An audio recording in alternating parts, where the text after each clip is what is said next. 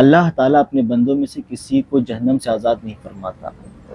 یعنی عرفہ کا دن وہ دن ہے جس میں اللہ پاک جہنم میں سب سے زیادہ بندوں کو جہنم سے آزاد فرما دیتا ہے.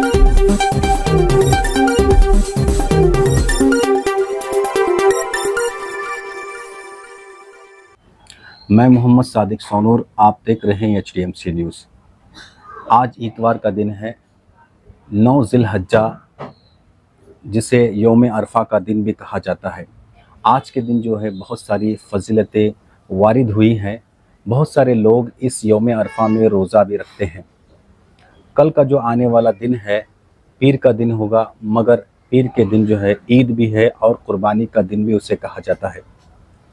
آج کے دن کو اور کل کے دن کو سمجھنے کے لیے آج ہمارے ساتھ میں عالم نبیل فاضل جلیل حضرت علامہ مولانا معین الدین نوری نجمی صاحب جو ہے خطیب و امام نورانی مسجد دیوان شاہ درگاہ حبلی کے ہیں. آئیے ان سے ہم معلومات کریں گے کہ آج کے دن کی کیا فضیلت ہے اور کل کی کیا فضیلت ہوگی، اور اس میں کیا کرنا چاہیے، عوام کو ان کا پیغام کیا ہے. السلام علیکم حضرت. وعلیکم السلام ورحمۃ اللہ وبرکاتہ. جیسے کہ ابھی میں نے بتایا حضرت کہ جو آج جو ہے یوم عرفہ کا دن ہے، اس یوم عرفہ کے دن میں کیا ہوتا ہے، اسے یوم عرفہ کیوں کہا جاتا ہے؟ الحمدللہ رب العالمین والصلاة والسلام علی سید الانبیاء والمرسلین وعلی آلہ وصحابہ الطیبین الطاہرین. اعوذ باللہ من الشیطان الرجیم. بسم اللہ الرحمن الرحیم. 3 دن ہیں، ان 3 ایام کو 8ویں ذی الحجہ، 9ویں ذی الحجہ اور 10ویں ذی الحجہ. 8ویں ذی الحجہ کو یوم ترویحہ کہا جاتا ہے اور 9ویں ذی الحجہ کو یوم عرفہ کہا جاتا ہے اور 10ویں ذی الحجہ کو یوم النحر کہا جاتا ہے. یوم ترویحہ 8ویں ذی الحجہ اس دن کو، یعنی سوچ کا دن، ترویحہ مانے سوچ کا دن، کہ 8ویں ذی الحجہ کی شب حضرت ابراہیم علیہ السلام کو یہ خواب آیا کہ اپنے بیٹے کی قربانی پیش کریں. تو جب دوسرے دن وہ جب جاگے، صبح ہوئی تو آپ سوچ میں پڑ گئے. اس وجہ سے اس دن کو یوم ترویحہ کہا جاتا ہے. اسی طریقے سے 9ویں ذی الحجہ کی شب کو ایک اور خواب آپ کو آیا. تو آپ جب صبح ہوئی تو آپ نے اسے جان لیا کہ خواب کس کی طرف سے ہے. تو آپ نے جان لیا تو اس دن کو یوم عرفہ کہا جاتا ہے، یعنی پہچاننے کا دن. تو جب 9ویں ذی الحجہ 10ویں شب آئی تو ایک اور آپ کو خواب آیا کہ اپنے بیٹے کو قربان کریں. تو آپ نے عزم مصمم کر لیا کہ میں صبح ہوتی اپنے لختے جگر اپنے بیٹے کو اللہ کی بارگاہ میں قربان کروں گا. تو اس دن کو یوم النحر یعنی قربانی کا دن کہا جاتا ہے. اور بڑی فضیلتوں کے ایام ہیں یوم ترویحہ، یوم عرفہ اور یوم النحر. یوم عرفہ کے تعلق سے فرمایا گیا، حضرت ام المومنین حضرت اماں عائشہ صدیقہ عابدہ زاہدہ طاہرہ رضی اللہ تعالیٰ عنہ سے روایت ہے کہ رسول کریم صلی اللہ تعالیٰ علیہ وسلم نے ارشاد فرمایا کہ عرفہ کے دن سے زیادہ اللہ تعالیٰ اپنے بندوں میں سے کسی کو جہنم سے آزاد نہیں فرماتا. یعنی عرفہ کا دن وہ دن ہے جس میں اللہ پاک جہنم میں سب سے زیادہ بندوں کو جہنم سے آزاد فرما دیتا ہے. یوم عرفہ کی فضیلت ہے اور اس کے روزے کی بڑی فضیلت ہے. اور جو بندہ یوم عرفہ کا روزہ رکھے اور شام افطار کے وقت اور اپنے رب کی بارگاہ میں دعا مانگے تو یقیناً اس کی دعائیں رد نہیں کی جاتی. اللہ اپنے محبوب کے صدقے اس کی دعاؤں کو قبول فرماتا ہے اور اس کے گناہوں خطاؤں کو معاف فرماتا ہے. اس طریقے سے جیسے ابھی آپ نے کہا یوم عرفہ کے متعلق، اب ہمیں جو ہے کل کا جو دن ہے، پیر کا دن آنے والا ہے، یعنی قربانی کا دن آنے والا ہے، تو اس میں عوام جو ہے جو قربانی کرتی ہیں انہیں کیا کرنا چاہیے، ان کے لیے کیا آپ کا پیغام ہوگا؟ اس میں جو مستحب ہیں، واجبات ہیں یا فرض ہے، ایسے کیا ہے اسلامی نقطہ نظر سے، آپ تھوڑا سا اس کے متعلق بتائیں. کل کا دن یوم النحر ہے اور ہم مسلمان سال میں 2 دن ایک عظیم دن مانے جاتے ہیں جس میں ہم دو گانا ادا کرنے کے لیے مساجد کی طرف اور عیدگاہ کی طرف رخ کرتے ہیں، اور بڑی مسرت ہم اس دن محسوس کرتے ہیں، بڑی خوشی اس دن ہوتی ہے۔ ایک یوم عید الفطر ہے اور ایک عید الاضحیٰ ہے۔ عید الفطر جو ماہ رمضان کے بعد جس میں ہم 2 رکعت ادا کرتے ہیں، اور عید الاضحیٰ قربانی کے دن ہم 2 رکعت پڑھنے کے لیے مسجد میں اور عیدگاہ کی طرف جاتے ہیں۔ تو کل کا دن یوم النحر قربانی کا دن ہے، جس میں عید الاضحیٰ کی نماز ادا کی جاتی ہے۔ تو کل کا دن ہم مسلمانوں کے لیے بڑی خوشی کا دن ہے، قربانی کا دن ہے۔ تو کل کے دن کے جو مستحبات ہیں وہ یہ ہیں کہ سب سے پہلے صبح جلدی اٹھا جائے اور فجر کی نماز اپنے محلے کی مسجد میں ادا کی جائے، اور صاف ستھرے کپڑے پہنیں، اچھی طریقے سے غسل وغیرہ کریں، خوشبو لگائیں، اور جہاں پر نماز آپ پڑھنا چاہتے ہیں وہاں پر وقت سے پہلے پہنچنے کی کوشش کی جائے۔ یہ عید کے مستحبات ہیں۔ اور کل زیادہ سے زیادہ یعنی عید کے دن غریبوں کا خیال کیا جائے، صدقہ فطر ادا کیا جائے، زیادہ سے زیادہ صدقہ کیا جائے، غریبوں کا اس میں خیال کیا اچھا جائے۔ حضرت، آپ کی بات کو ٹوکتے ہوئے ایک میرا یہ بھی سوال تھا کہ جو اکثر و بیشتر جو لوگ جو مالدار ہوتے ہیں، صاحب استطاعت جو ہوتے ہیں، انہیں پر قربانی واجب ہے۔ تو جب وہ قربانی کرتے ہیں تو جو گوشت ہے، جو قربانی کا جو عظیم گوشت ہوتا ہے، وہ غربا کو نہیں پہنچا جاتا، اکثر بیشتر وہ دیکھا جاتا ہے، اور خاص کر کے جو ہے وہ اپنے یعنی جو قربانی کرتے ہیں یا پھر جو صاحب استطاعت ہے انہیں کو زیادہ فوقیت دی جاتی ہے۔ تو اس کے متعلق آپ کا کیا پیغام ہوگا؟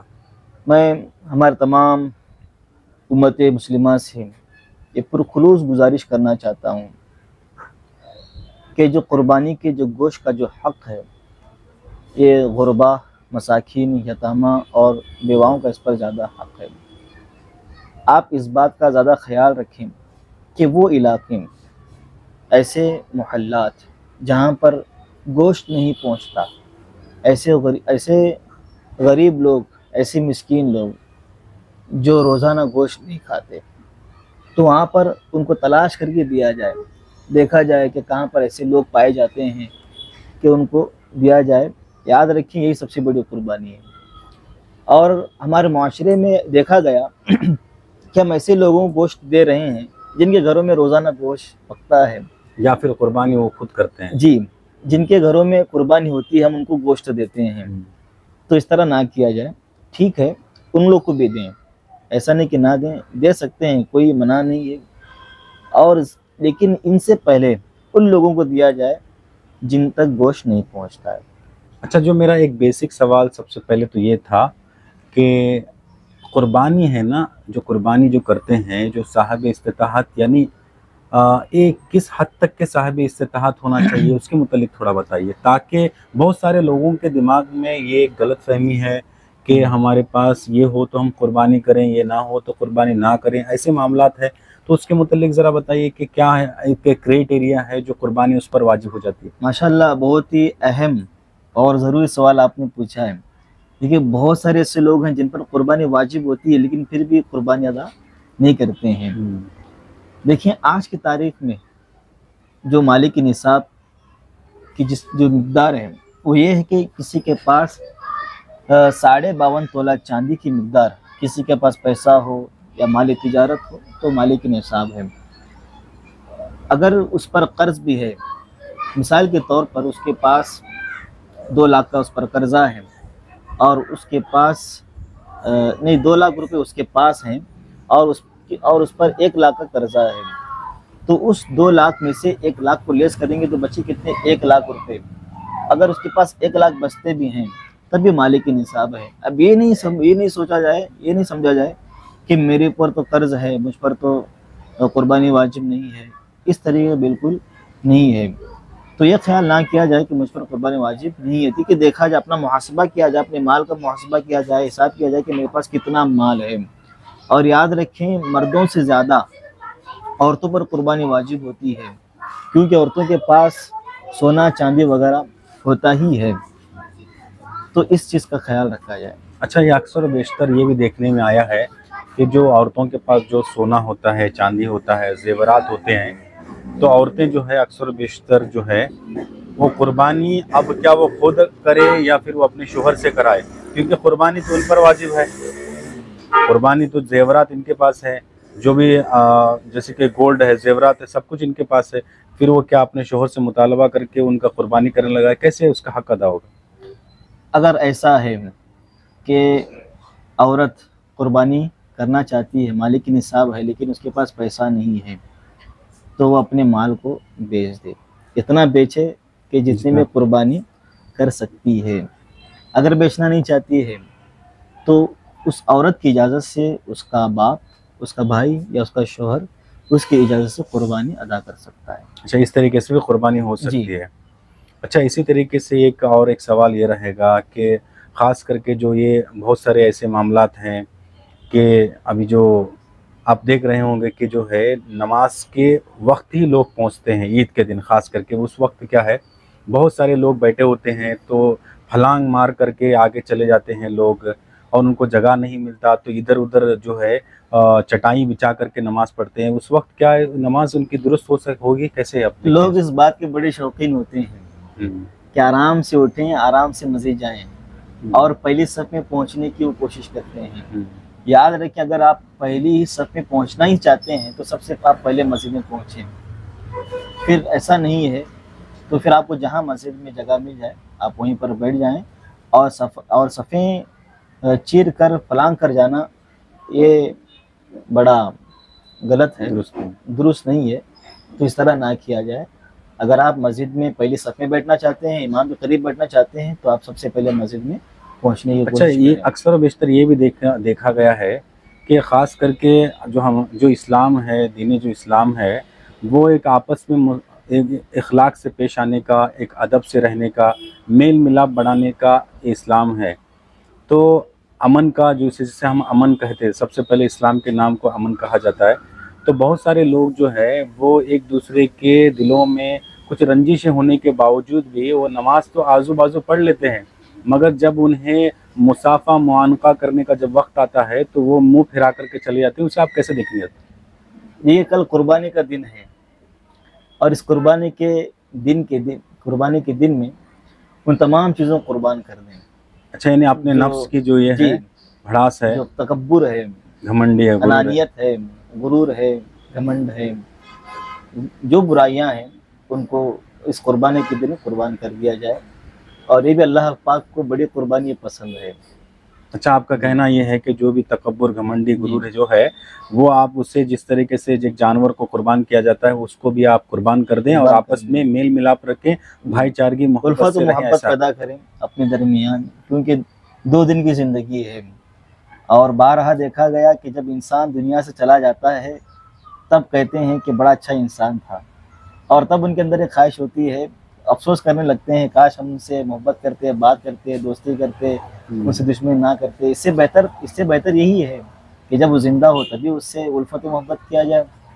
تو لہٰذا جتنے اپنے درمیان جو اختلافات ہیں، دشمنی ہے، عداوت ہے، ان کو قربانی کے دن ختم کیا جائے۔ ضرور نہیں کہ عید کا دن ہو تبھی ختم کیا جائے، ٹھیک ہے، تو آپ اس کو فوراً ختم ہی کر دیں۔ اچھا، اسی طریقے سے HDMC جو نیوز آپ تک پہنچا ہے اسے آپ کیسے نظر سے دیکھتے ہیں؟ آپ کے کیا تاثرات ہیں HDMC نیوز کے متعلق؟ میں آپ کے سوال سے پہلے ایک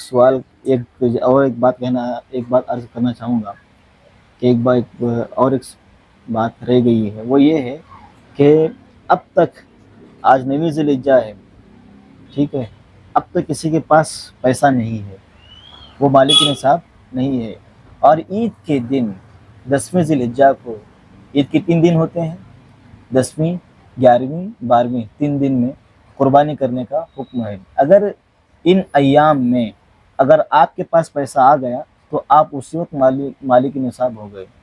اب یہ نہیں کہا جائے گا کہ میں تو جانور لایا نہیں، حصہ لیا نہیں، اب لاؤں کہاں سے؟ نہیں، آپ کو کہیں سے بھی ہو جانور ڈھونڈنا پڑے گا، یا پھر جہاں پر اجتماع قربانی ہوتی ہے وہاں پر حصہ لیا جائے گا۔ تو یہ نہیں دیکھا جائے گا کہ آپ जानवर लेके नहीं लिए हैं, क्योंकि आप ईद के इन 3 दिनों में, यौम नहर के 3 दिन जो हैं, इनमें आप मालिक निसाब हुए हैं, तो आप पर वाजिब है कि आप कहीं से भी जानवर लें। अच्छा, अगर पूरे दिन गुजर गए, आपने किया नहीं, आप मालिक निसाब इन दिनों में हुए थे, लेकिन दिन के इन ईद के दिन यानी कुर्बानी के दिन गुजर गए, तो अब आपके लिए ज़रूरी है कि एक जानवर ले और सदका कर दे। तो रहा आपका सवाल कि हमारे HDMC न्यूज़ के ताल्लुक़ से क्या हमारे तासुरात हैं, तो आप अल्हम्दुलिल्लाह बहुत ही अच्छा काम कर रहे हैं, और मेरी अल्लाह पाक की बारगाह में यही दुआ है, यही इल्तिजा है कि आपको रोज़ बरोज़ तरक्की अता फ़रमाए, और हासिदों के हसद से, ज़ालिमों के जुल्म से, और फितन से आपको महफूज़ व मामून अता फरमाए। बहुत बहुत शुक्रिया। ये थे हज़रत अल्लामा मौलाना मोइनुद्दीन नूरी नजमी साहब, जो नूरानी मस्जिद दीवान शाह दरगाह हुबली के ख़तीब व इमाम हैं। बहुत ही बेहतरीन अंदाज से उन्होंने इन 3 दिनों में क्या होता है उसके मुतल्लिक बताया, यौम अरफा क्या है उसके मुतल्लिक बताया, और उसके बाद यौम नहर क्या है उसके मुतल्लिक उन्होंने बताया, कुर्बानी किस तरीके से करनी चाहिए, कैसे नमाज को आना चाहिए, कैसे नमाज को अदा करना चाहिए, उसके मुस्तहबात वाजिबात को हर तरीके से हज़रत ने पेश करने की कोशिश की। और ये भी बताया कि जो हक़ है, जो कुर्बानी का जो हक़ है, वो सबसे पहले गुरबा, यतामा, मसाकीन या फिर बेवाओं को इसका हक़ पहुंचा जाए। और हज़रत ने ये भी कहा कि जो है मालिक निसाब जो होते हैं, साहिब इस्ताहत जिसके पास होती है, वो कुर्बानी करते हैं, तो फिर वो जहाँ पर कुर्बानी हो रही है वहीं पर गोश्त को दिया जाता है, ऐसा कहना है। और हज़रत ने ये भी कहा कि आप उनको भी दीजिए, मगर सबसे पहले जो हक़ है वो गुरबा का, यतीम का, मसाकिन का है, तो उन्हें जो है वो कभी कभार वो गोश्त अपने घर में खाते हैं, इस्तेमाल करते हैं, तो सबसे पहले उनका हक़ है, उन्होंने ऐसा कहा। बाकी के ख़बरों के लिए HDMC न्यूज़ को लॉग ऑन करें, लाइक करें और शेयर करें, और सब्सक्राइब करना ना भूलें। जय हिंद।